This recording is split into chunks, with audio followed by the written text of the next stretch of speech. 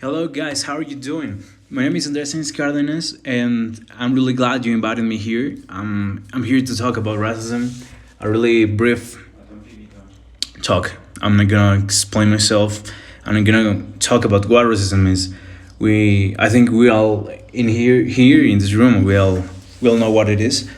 Um, a lot of research, a lot of therapy, a lot of psychological studies have been applied into humans.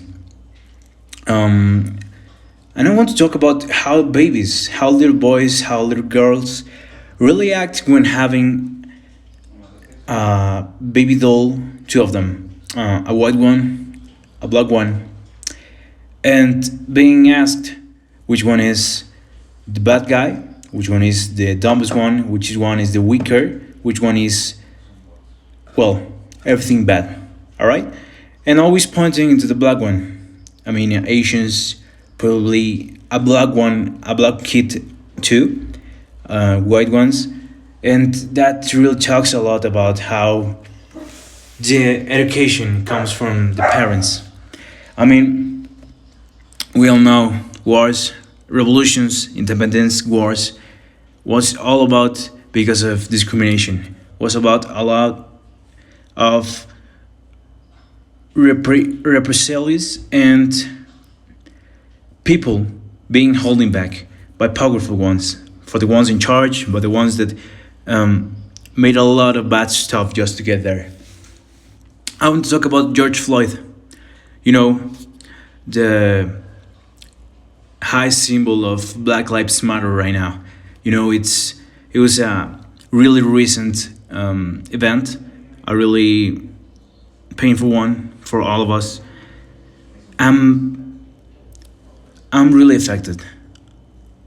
I'm really affected how poor man, an unarmed one, was harmed that day. Someone that had a family, someone that hoped to get back to where they were, but he couldn't just because the police abused of what the power it was given by the by the state itself. You cannot be tased just because you are dialing and you are trying to talk. I mean, yeah, you're on your right to remain silent and actually compare with the police, but there are cases in which police really take hand and out of it just because your color is not what they think it's the appropriate one. So I would like you to feel what I do, how I do, and I really remember being one of the guys that once bullied or discriminated once, but I mean, not because they had bad clothes, maybe um, they appeal to have less than me. No, I'm gonna be honest, it was because of skin color. I mean, I called chocolate to a partner of mine, and I always regretted it. I stopped calling him that way when he told me how bad it makes him feel. I mean, everyone in the class made it, but it was an option to me for myself to really take that name or not.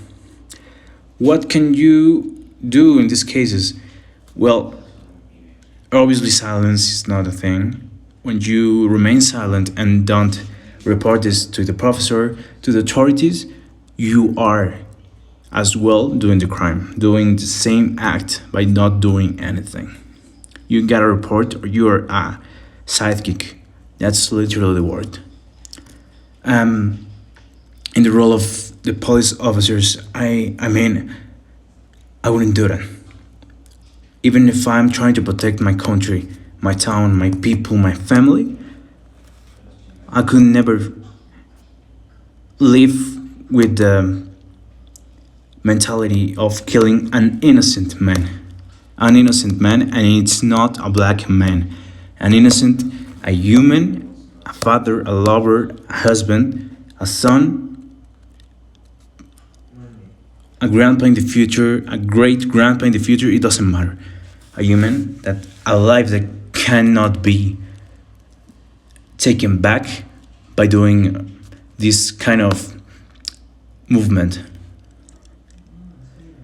If I was a relative of George Floyd, I would really would be really messed up, really angry, and really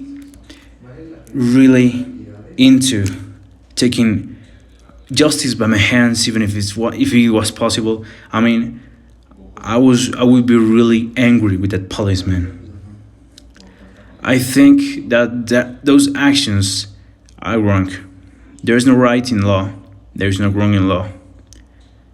Law is written by men that just want things to be accomplished and normal according to what they think that is. Obviously, there's not some such a thing as good and bad. So the media by itself should be a weapon. Our words, our mouths, it all should be our fingers by tapping, by sharing all of these disgusts so the government can do something. I know you are desperate, such as me. I know this recent movement was a really impactful. Of course, the ways that some of the volunteers in this movement was not ethical right. I mean, I was asked about what about the person that only didn't take this so seriously as it should be. They just go, went to take a photo, they just plan themselves, paint themselves as the heroes, as people that was really helping. They weren't. Some of them just destroyed cars. They destroyed some of the locals of honest people, of black people as well, by don't asking themselves that they were also making damage to another black life. We should not treat us like animals. We're civilized people, a very dangerous one. And wars like this never ends well. We should be together, not against, and everything that we can do in our houses should be considered and not planned, but execute those as fast as you can. I am very glad that you invited me. Thanks for your attention.